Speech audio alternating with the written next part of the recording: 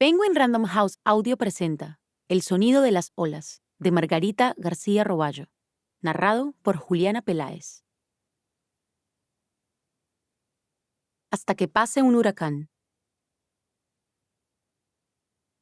Blow, blow, thou winter wind, William Shakespeare. As You Like It, Acto 2, Escena 7. 1. Lo bueno y lo malo de vivir frente al mar es exactamente lo mismo. Que el mundo se acaba en el horizonte. O sea, que el mundo nunca se acaba. Y uno siempre espera demasiado. Primero, espera que todo lo que está esperando le llegue un día en un barco. Y cuando se da cuenta de que nada va a llegar, entiende que tiene que salir a buscarlo. Yo odiaba mi ciudad porque era bellísima y también feísima. Y yo estaba en el medio. El medio era el peor lugar para estar. Casi nadie salía del medio. En el medio vivía la gente insalvable. Allí no se era tan pobre como para resignarse a ser pobre para siempre. Entonces, la vida se gastaba en el intento de escalar y redimirse. Cuando todos los intentos fallaban, era lo que solía pasar, desaparecía la autoconciencia. Y en ese punto ya todo estaba perdido. Mi familia, por ejemplo, no tenía autoconciencia. Tenían fórmulas para evadirse, para mirarlo todo desde arriba, por allá lejos, en su pedestal de humo. Y por lo general lo conseguían. Mi papá era un señor bastante inútil. Se la pasaba todo el día tratando de resolver cosas insignificantes que a él le parecían importantísimas para que el mundo siguiera su curso. Cosas como hacer rendir más el par de taxis que teníamos y vigilar que los choferes no le estuvieran robando, pero siempre le robaban. Su amigo Félix, que manejaba la furgoneta de una farmacia, le venía con las quejas. Por allá vi el muérgano que te maneja el taxi. ¿Por dónde? Por la Santander, gastando rueda como una putica. Mi papá echaba y contrataba choferes cada día de por medio, y eso le servía, 1, para sentirse poderoso, 2, para no pensar en nada más. Mi mamá también se mantenía ocupada, pero en otras cosas. Todos los días se zambullía en una pequeña conspiración familiar. Todos los días. Esa era su fórmula. Mi mamá se paraba de la cama y alzaba el teléfono. Llamaba a mi tía o a mi tío o a mi otra tía y gritaba y lloraba y les deseaba la muerte. A ellos y a su maldita madre, que era la misma suya, mi abuela. A veces también llamaba a mi abuela y gritaba y lloraba y le deseaba la muerte. A ella y a su maldita descendencia. A mi mamá le encantaba decir la palabra maldita. Le producía una sensación catártica y liberadora, aunque ella nunca lo habría expresado así porque tenía poco vocabulario. La tercera llamada del día era para don Héctor. Con él era siempre muy amable porque le fiaba. «Buenas, don Héctor, ¿cómo le va? ¿Podría mandarme una almohadilla de pan y media docena de huevos?» Y la cara empantanada en lágrimas. Su fórmula era la misma que la de mi papá. No dejar baches de tiempo muerto que les hicieran mirar alrededor y darse cuenta de dónde estaban.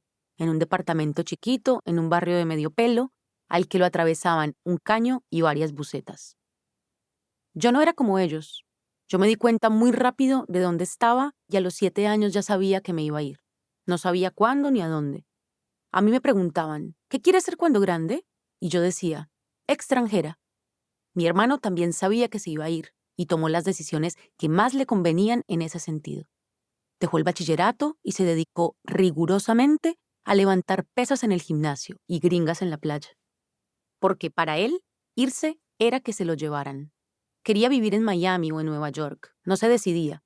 Estudiaba inglés porque en ambas ciudades le iba a servir. En Miami menos. Eso le decía a su amigo Rafa, que había ido una vez cuando era muy chiquito. A mí me gustaba Rafa porque había salido del país y eso me parecía meritorio. Pero después conocí a Gustavo, que no había salido sino llegado, y no de 1 ni de 2, sino de varios países. Gustavo. Gustavo era un señor que vivía en una casa frente al mar, una choza más bien. Afuera de la choza había un parapeto de 4 estacas y techo de lona impermeable.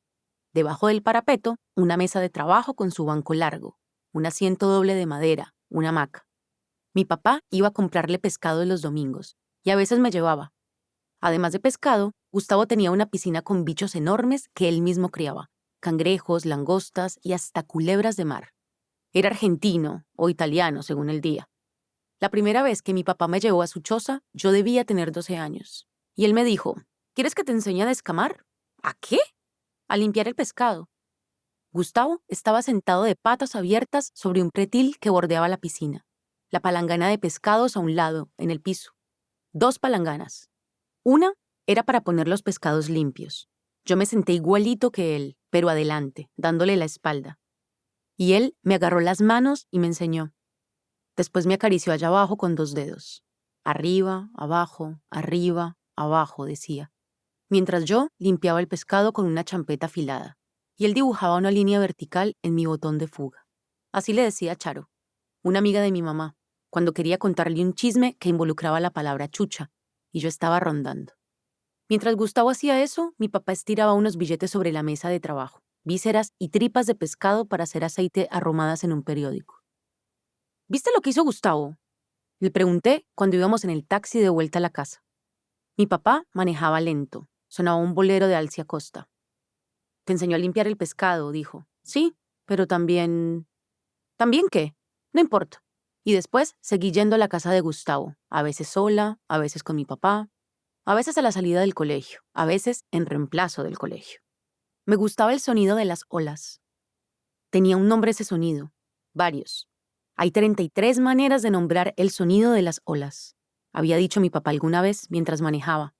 Pero después no siguió, se distrajo mirando el mar y no quise perturbarlo. Gustavo, ¿me llevas a Italia? ¿A qué? A vivir. No. ¿Y Argentina? ¿A qué?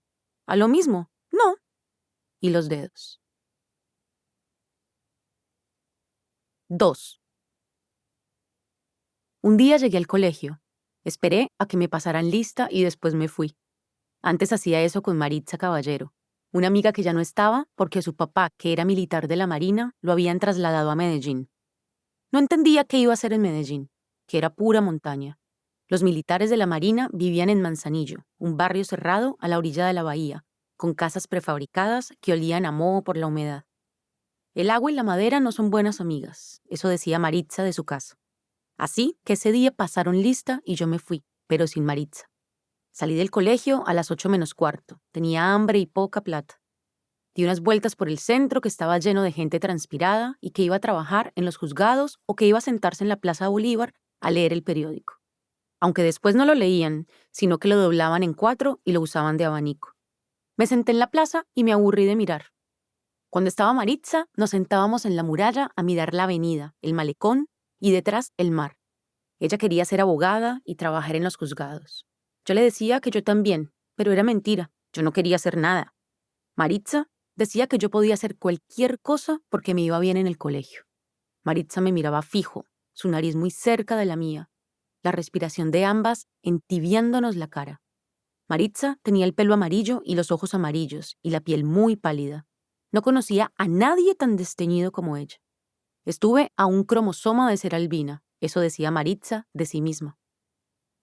Pero era bonita, sobre todo a la noche, porque en el día, bajo el sol, se le notaban mucho las venas.